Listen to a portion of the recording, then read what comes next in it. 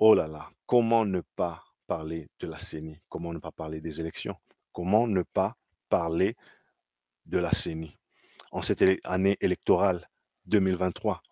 Vous savez, je m'étais exprimé sur cette thématique, on va dire, c'était, allez, hein, l'année passée en tout cas, qui est une thématique purement BizTech par ailleurs, purement numérique. C'était en 2022, lorsque la nouvelle loi électorale fut publiée. Alors, à l'époque, quand elle est sortie, vous et moi, on a constaté qu'elle laissait sous-entendre que les élections pouvaient aussi bien se tenir par voie manuelle, semi-électronique ou encore entièrement électronique. Aujourd'hui, on est à l'étape de l'enrôlement.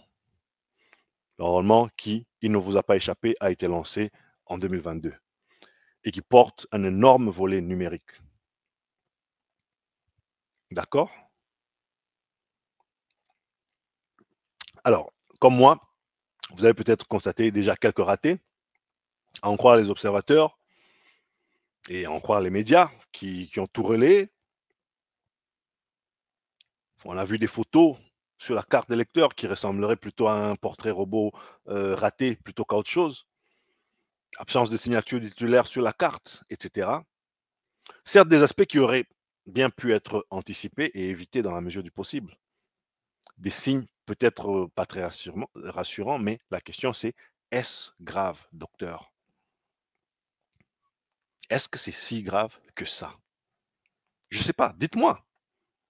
Allons-nous peut-être encore tomber collectivement dans le piège de nous indigner sur ce qui est dérisoire, alors que les vrais enjeux sont ailleurs? Je vous parle, les amis. Dites-moi. Dites-moi ce que vous en pensez. Enfin, je veux dire, la fraude électorale. Moi, je ne suis ni expert électoral, ni expert en fraude électorale. Mais cela ne m'empêche pas de réfléchir à haute voix ici avec vous. Si elle doit bien se passer, la fraude, est-ce que c'est vraiment au niveau de la photo qu'elle va se passer? Je ne sais pas, peut-être. Parce que ce que je veux comprendre, c'est en cas de contestation, par exemple, contestation des résultats, pensez-vous qu'on pourra faire valoir le manque de netteté d'une photo comme argument de vérification pour obtenir, par exemple, un recomptage, une invalidation, qu'en sais-je encore? Vous savez, c'est comme avant un match de foot. Vous vous mettez d'accord sur les règles. Et puis, il y a des petits détails. Il y a toujours les membres du corps arbitral qui sont là. Les ongles doivent être taillés à une certaine hauteur. Pas de bijoux sur soi parce que ça peut blesser celui qui les porte ou autrui. Il faut regarder que les filets ne sont pas troués parce que. Bon, une fois que vous avez regardé tout ça, la question c'est, il y a quand même une certaine gradation. Il y a des oublis, des omissions, des erreurs, des ratés qui sont quand même plus scandaleux que d'autres. Si on constate que, je sais pas moi, l'adversaire, allez, la taille de ses crampons n'est pas vraiment très réglementaire ou la taille de ses ongles n'est pas tout à fait réglementaire, c'est peut-être assez pour s'offusquer, mais pas suffisamment pour annuler le match. Non? Mais si par exemple on se rend compte qu'il y a un trou béant dans les filets, ah ça devient autre chose, ça devient quand même autre chose parce que s'il y a un but qui rentre de ce côté-là et que le ballon se retrouve dans les tribunes, peut-être qu'il y aura contestation. Donc il faut quand même essayer de mettre de la mesure dans l'indignation même. Parce que si, comme moi, vous avez suivi l'actualité des 2, 3 dernières semaines, en tout cas depuis que l'enrôlement a commencé en RDC, il y a eu beaucoup, beaucoup, beaucoup d'indignation et un sujet qui revenait le plus souvent, c'était pour se moquer de l'aspect de la photo. Je ne suis pas en train de dire qu'il faut que la photo soit comme elle était, comme un portrait robot un peu bizarre là. Mais je suis en train de dire, est-ce que c'est juste encore de la gesticulation? Est-ce qu'il faut vraiment qu'on s'inquiète? Ou on pourrait juste se dire que non, non, c'est juste les politiciens qui ont commencé à pleurnicher parce que ça se passe toujours comme ça. Parce attention à vous, à être tout le temps en train de pleurnicher, vous serez comme on sera, vous serez, tout le monde sera, comme l'enfant qui crie toujours au loup alors qu'il n'y a rien. Mais le jour où le loup l'a vraiment attaqué, il criait au loup, mais tout le monde se dit, ah, lui, il est toujours là en train de beaucoup pleurnicher. Et pourtant, ce jour-là, c'était bien un loup qui avait déjà attrapé le petit. Et personne n'a intervenu parce que tout le monde se disait, lui, il crie toujours au loup. On a négligé. Est-ce qu'on peut un peu collectivement arrêter ces pulsions cosmétiques de peuple, vous savez, grand sapeur, peuple choco, vous savez? Écoutez, j'ai envie que ma photo me ressemble, j'ai envie que ma photo soit quand même belle. Mais franchement, si jamais une fraude se prépare, et moi ici, je n'ai ni les moyens, ni l'envie de l'affirmer. Parce que je ne suis pas compétent pour ça. Je ne suis pas compétent pour vous dire qu'une fraude soit en train de se préparer. Je n'ai pas cette compétence-là. Mais si d'aventure ce serait le cas, alors dans ce cas-là, la vigilance, elle devrait s'opérer ailleurs, sur d'autres fronts. Quel front, vous allez me demander? Par exemple, quand il y a une indignation sur la pondération des bureaux de vote dans l'enrôlement, vous savez, pourquoi pas? Il y a des centres d'électeurs, des foyers d'électeurs qui sont moins peuplés, mais qui ont plus de machines à voter, etc., et de kits électoraux, etc., etc. Ça, c'est des arguments qui sont logiques. C'est des arguments que l'on peut discuter. D'accord? Même si ça peut de temps en temps sentir un peu le procès d'intention, mais ça reste quand même plus ou moins défendable.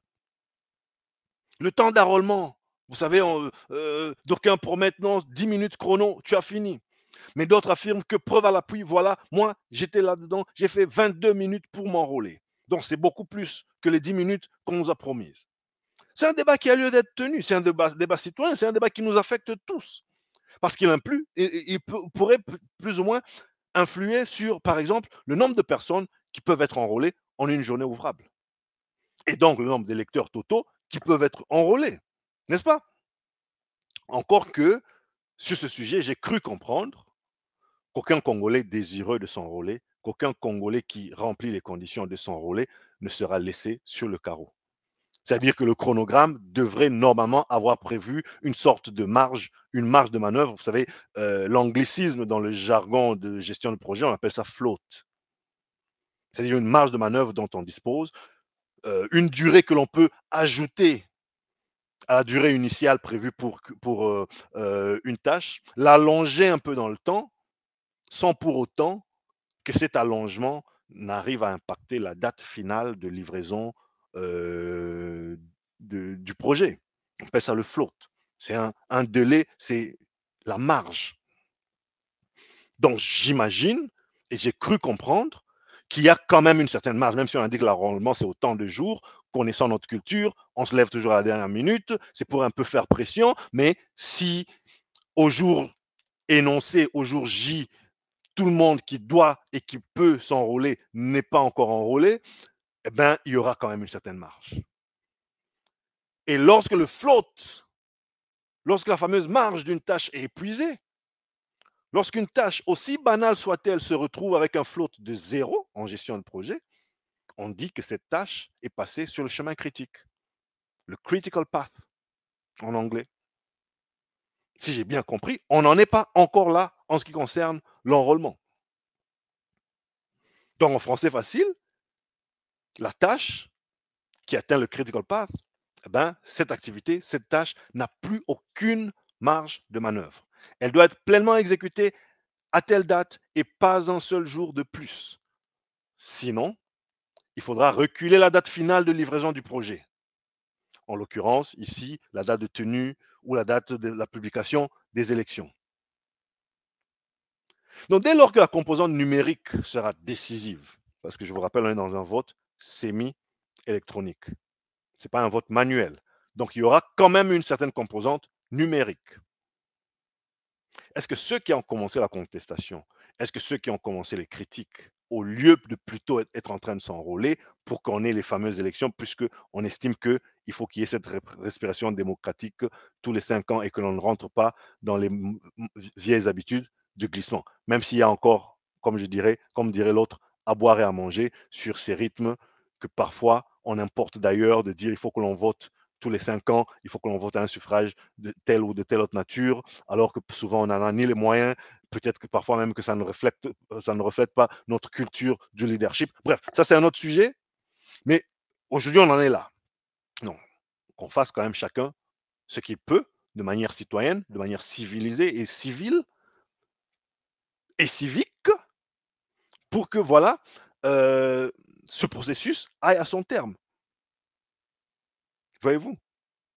Est-ce qu'aujourd'hui, on peut dire que lorsqu'on se plaint, on a déjà pris le temps, on s'est déjà donné les moyens de comprendre toutes les méandres, par exemple, de la partie numérique de l'enrôlement? Je sais que la partie numérique dans l'enrôlement tel qu'il se trouve aujourd'hui, elle est, allez, disons, relativement limitée. Hmm?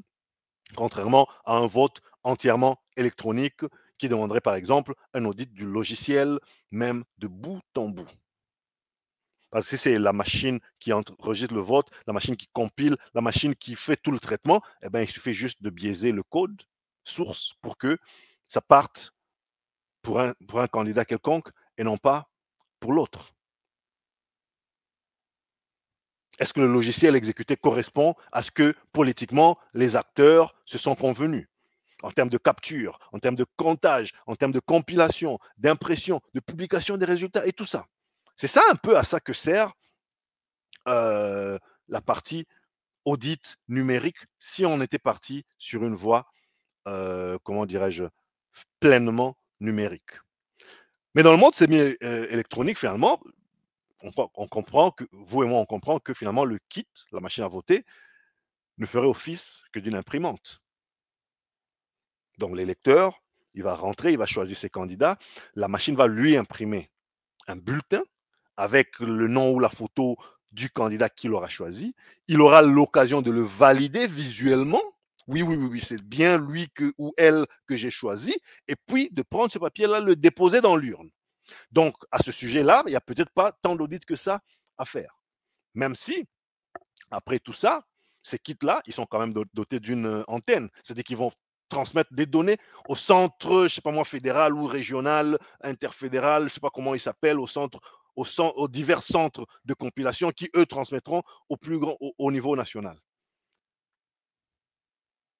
Si on redoute la fraude, est-ce que ceux qui redoutent la fraude, parce que moi, je vous ai dit, moi, je ne suis pas qualifié pour parler de fraude électorale, mais ceux qui croient avoir les éléments, est-ce qu'ils ont commencé à s'équiper, à équiper leurs militants, à équiper leurs partis politiques, à équiper la population?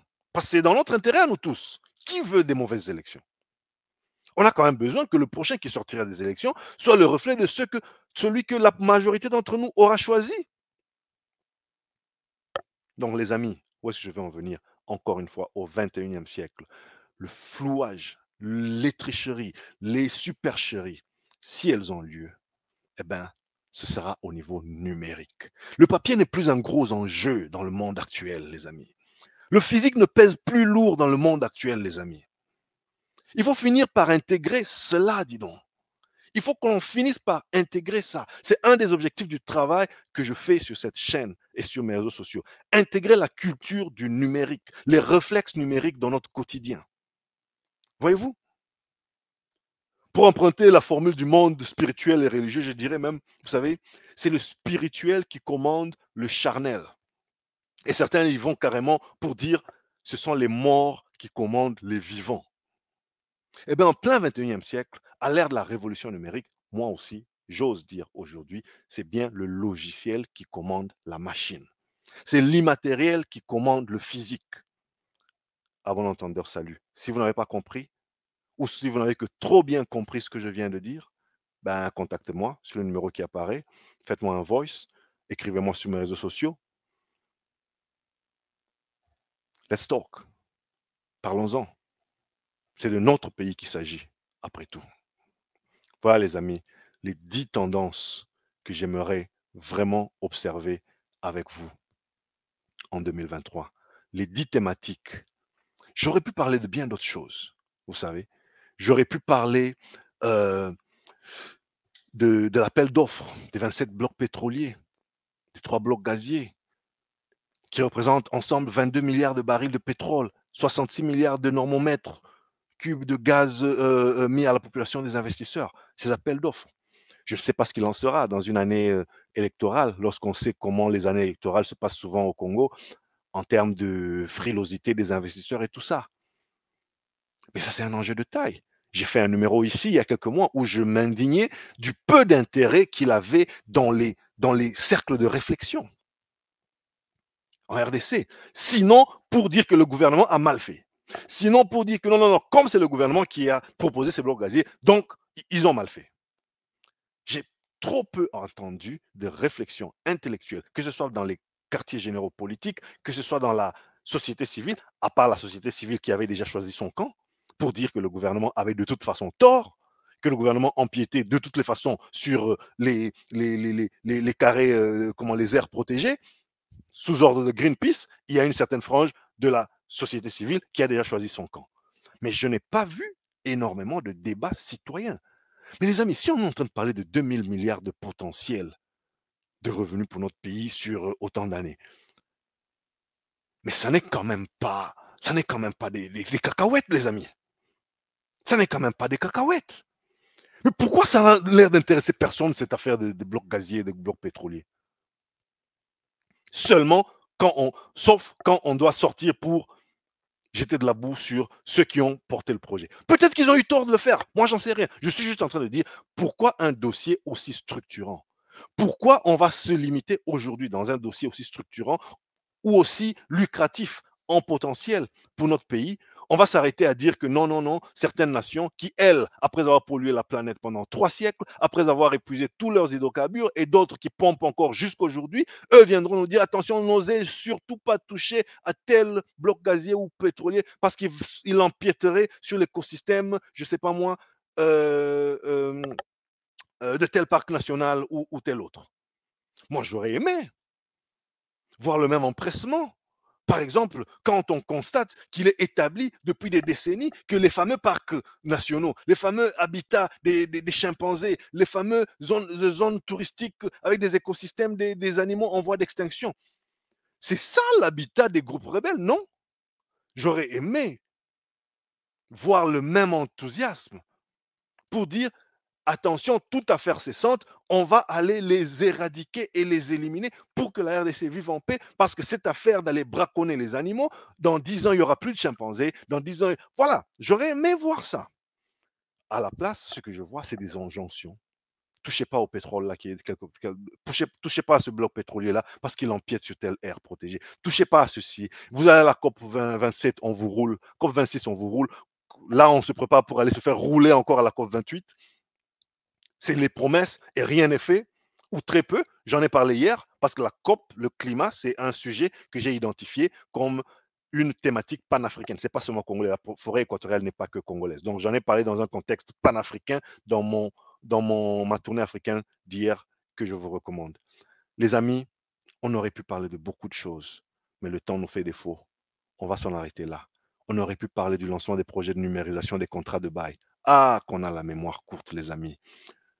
J'ai un papier ici que je vous avais partagé au mois de février qui titrait le gouvernement de la RDC, la ville de Kinshasa lance un projet de numérisation des contrats de bail.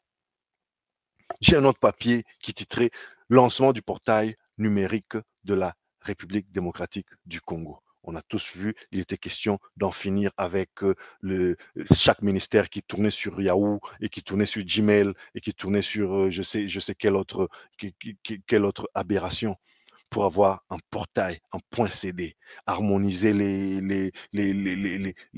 comment, les en-têtes, les papiers en tête, harmoniser les communications des gouvernements, au lieu d'avoir chaque ministre qui a son petit, qui, sous une étagère quelque part, lui garde son petit serveur Gmail.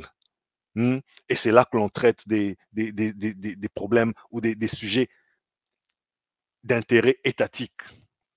Et après, on crie, on se vante, on réclame la souveraineté nationale. Mais ton Gmail là, mon ami, il est hébergé où? Tes emails là qui sont un peu éparpillés, ils sont où? Tu parles de quelle souveraineté, mon ami? Donc, cette tentative de fédérer tout ça, de mettre sur un serveur, derrière un portail .cd, numérique.cd, gouv.cd, je l'ai commenté ici, je l'ai analysé ici. Ça fait quelques mois que je n'en ai pas parlé. Je vais y revenir en 2023. On va en reparler. Voilà des sujets qui, moi, vont me tenir en haleine en 2023. Peut-être qu'il y en a que vous avez, qui ne vous ont pas, qui n'ont pas été cités ici. Peut-être qu'il y a des nouveaux sujets, parce que c'est une nouvelle année, elle nous amènera son lot de surprises. J'espère plus de surprises agréables que de surprises désagréables.